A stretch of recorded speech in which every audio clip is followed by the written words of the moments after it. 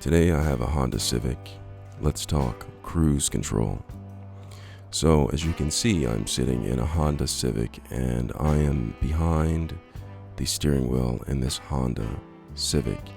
And I'm going to show you where the cruise control buttons are located in this particular vehicle.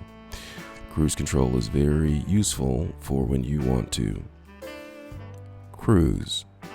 So if you look at the steering wheel, and on the right hand side you'll see a series of buttons for cruise control, and I'm just playing around with it. I'm not exactly showing you how to use this.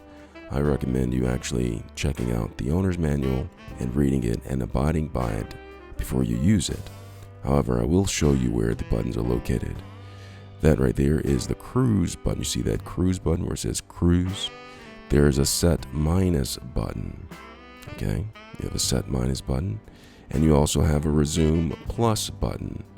The set minus can be used for the acceleration, and the resume plus button can be used for accelerating, but you'll have to read the owner's manual so you know how to operate it properly.